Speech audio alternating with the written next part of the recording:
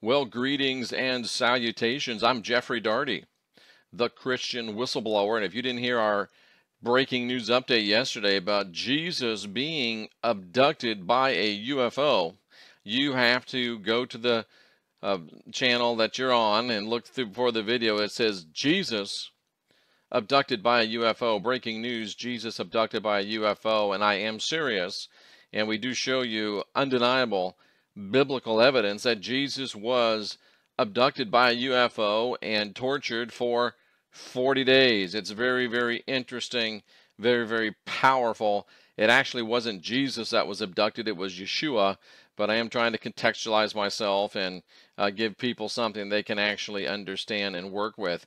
But this is Jeffrey Darty, the Christian whistleblower, and this is the Apostle Paul Antichrist show, where we are talking about this book, Apostle Paul Antichrist. It was my first book, and the gist of the book is that the Apostle Paul co-opted, hijacked the original Yeshua movement and turned what was a movement of freedom, liberation, self-realization, and which was thoroughly a-religious or irreligious, not sure which word applies best there, and turned it into a fear and guilt-based control matrix religion. Yeshua had no plans to start a religion.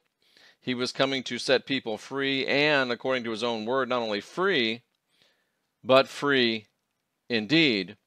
Paul himself had other plans. Now, this is the third installment. You'll want to go back to the first two installments so you can keep up with what we're talking about. Alexander the Great, King Herod, who Paul was related to, Caiaphas the great high priest. It's amazing how these things came together to bring us what we call the Apostle Paul, what you call the Apostle Paul. I don't call him that. And really brings to get a brand new focus on the New Testament era. And I just want to come to you straight from the book today, a couple things. I'm not going to read it to you, but we're going to show you another character. And I'm not going to tell you who the character is right away, because that would just be too easy, and where's the fun in that? But this newly minted man was enjoying his new name and his new station. Of course, being a Roman, he was well aware that those things don't always last that long. But he and his family had actually fared better than many people in Roman politics. His mother had actually been through some tremendous trials and really some miraculous recovery. And it was said that she had the body of a goddess and the mind of a politician. And if it were allowed, that she would probably have been a Caesar. But of course, at that time and in that place, it was not allowed for her to be a Caesar. So that's just the way it was. But he was very happy to have his former name and the shame associated with it gone. Not that any of the shame in his mind had been his fault, and not that really any of the shame of the type of personality he was ever really bothered him. His mother had run afoul of the Emperor Caligula, which wasn't exactly a rare occurrence, and she found herself in exile. Of course, her son was not quite as old, and he was overlooked, and he survived better. But his mother had been born in Germany on the banks of the Rhine River, which I personally have sailed down. She had a double canine in her upper right side, and she considered it a omen of good luck. And this lady had certainly had good luck across the years. She traveled across Europe, finally settled in Rome, was raised by her mother, great-grandmother, very powerful female role models. She also married a man named Domitius, or Domitus, I'm not exactly how you pronounce it, and ran afoul of Roman politics after having earlier run afoul of Caligula. Not many people got to make two mistakes in Rome, but she did.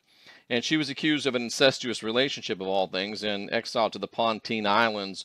The youngster fared much better. And then he was adopted. His mother had managed to return from exile, and he was adopted by the Emperor Claudius.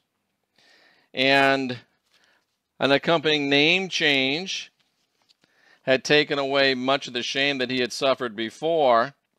And add to that, that since his mother was now married to Claudius, who was the emperor of Rome, and it was the good fortune of Nero, that's who he is now, Nero.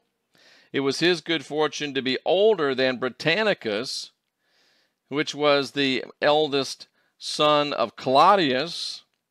So guess who, having his mother in exile but returned, having been shipped out to an aunt but returned, now Nero sat next in line to the throne of Rome. Amazing. And he was given a new title, he was given a new position, and the new name tag on his seat in the Senate read Nero Claudius Caesar Drusus Germanicus.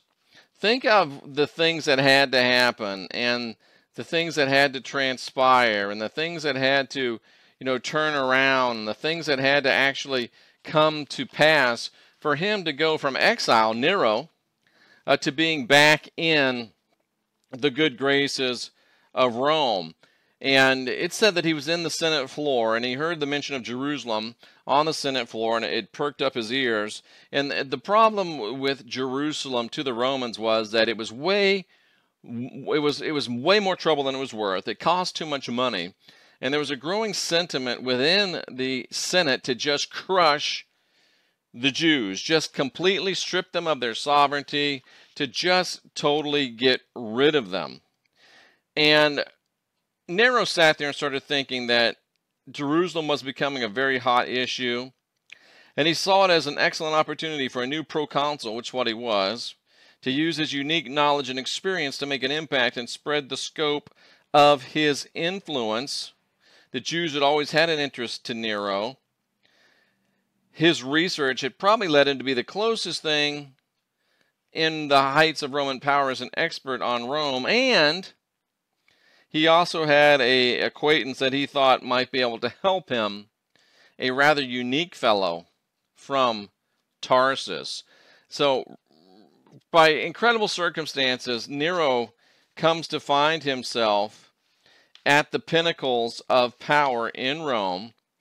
He had met Paul, which we'll get into it at another time. And Paul came in contact with Nero. Nero sought to rekindle that relationship. And it's just amazing the things that happened and the ways that they happened. And here you get a look at Nero. This is Nero's Wikipedia page. And you can see I'm not making things up. His name really was Nero Claudius Caesar Augustus Germanicus. He really was, if you look down here, it says that the predecessor to Nero was Claudius, his grand uncle, his stepfather, and his adoptive father. So you can see that everything that I've talked to you about is true. And Nero became the heir and successor following Claudius' death in AD 54. And there was a lot of plotting and a lot of planning going on in those days before AD 54.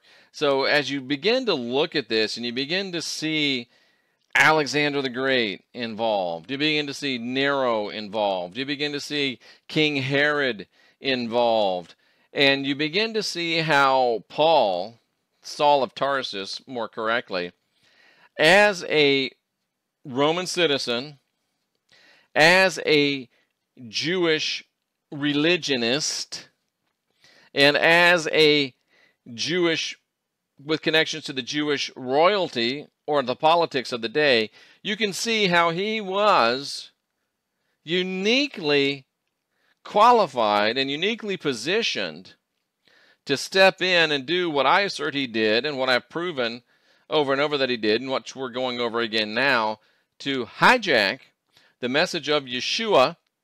And if you're watching our other series, the original teachings of Yeshua, or even the breaking news about Jesus being abducted by UFOs, you'll begin to see why they went after him. And we'll talk about that more in this series as well. So This is what you call research. This really is what you call investigative journalism. This is what you call crypto-cultural anthropology, looking into the actual culture, the actual events, studying, researching, not believing because it's said, and not being afraid to rush in where angels fear to tread. Jeffrey Daugherty, the Christian whistleblower, bringing it to you wall to wall and treetop tall, and boom, we're just getting started. If you want to unindoctrinate yourself, you've come to the right place. If you don't want to unindoctrinate yourself, best you just run along, because it's fixing to get deep.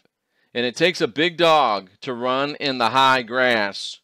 And if you're not that, best you just stay on the porch. I'm Jeffrey Daugherty, the Christian whistleblower, talking to those of you that are ready to unindoctrinate yourselves.